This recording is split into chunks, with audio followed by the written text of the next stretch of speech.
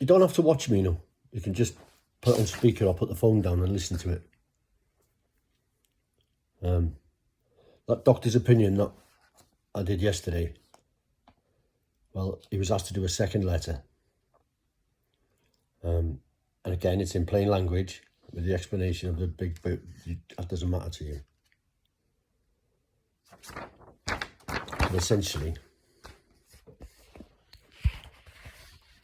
the ideas in this book are extremely important to anyone who struggles with alcoholism.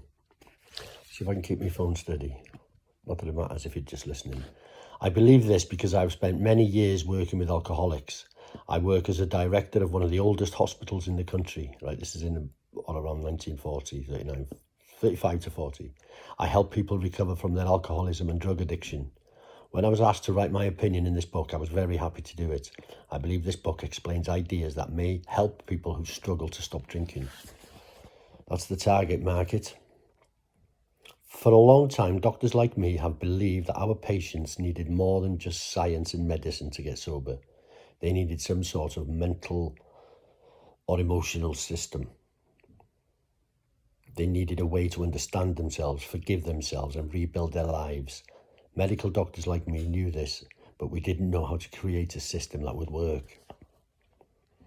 Then someone came along who knew how to do it. He knew exactly how to offer that kind of help that hospitals and doctors couldn't. Many years ago, one of the authors of the book, Bill Wilson, came to a hospital where I worked. He was trying to get himself sober and had a new idea about how to do it. It's not Bill Wilson. He believed, it might be, he believed his idea could help other alcoholics too. Later on, he asked my permission to tell his story to other patients at my hospital. I wasn't sure it would help anyone, but I let him try. Since then, I have studied cases of some of them people he met. The stories of these people are very interesting. Many of them are amazing. They are completely unselfish and work very hard to help each other defeat their alcoholism. It is inspiring to me since I have worked long and hard in the field of alcoholism. After struggling for so long, they finally believe in themselves and in the community they have built. Worldwide, 3 million odd. They also believe in a power greater than themselves could save them from suffering and maybe even death.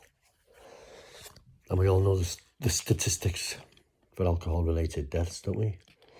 Let's just say many, many thousands. Prisons are full of alcohol-related crimes. Hospitals are full of alcohol-related diseases, etc., etc. Toxic, but marketed well. We still believe that many alcoholics need to deal with their physical cravings for liquor before they can use a program like this. Here's why. We believe that alcohol affects chronic alcoholics differently from how it affects normal drinkers. It interacts with their bodies like an allergy. It forces them to behave in unpredictable ways, doesn't it? Regular drinkers never get the strong cravings that chronic alcoholics get. People with this alcohol allergy have cravings all the time. These cravings can feel impossible to control. They can. They did. They don't have to. This means that chronic alcoholics cannot safely drink alcohol of any kind.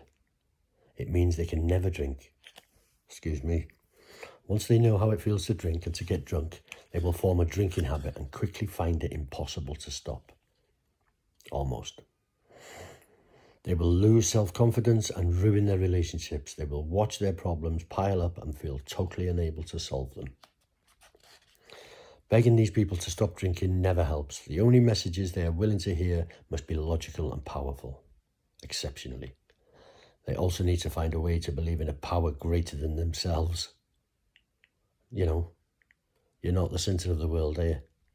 8.75 billion people on this planet, and it's not, you're not in the middle. Doing this will help them rebuild their lives. If anyone reading this feels that I am being over emotional, let me explain. I am a psychiatrist who runs hospitals for alcoholics. I have seen the intense and life-destroying tragedies that alcohol creates. These include desperate spouses, partners, scared little children, families torn apart. Every day I work to help alcoholics leave drinking behind them. It is work that I do all year, around the clock, without tiring. And in all my years of work, I haven't found anything as helpful as AA. No other tool, program, or idea has ever helped more struggling alcoholics find a way to sobriety. Miracles. People drink because they like how drinking alcohol makes them feel. Alcoholics enjoy that feeling so much that they begin to need it more and more often. At first, they may understand that their drinking is harmful, but over time, they begin to ignore that knowledge. Eventually, the alcoholic life seems completely normal. Being drunk becomes more important than anything else. Alcoholics are anxious and frustrated unless they feel the comforts they get from drinking. Once they have the drinking habit and the cravings for alcohol begin, they get stuck in a cycle. They will go on a drinking spree, they'll feel terrible about what they've done, and they'll swear they'll never drink again. But they do drink again.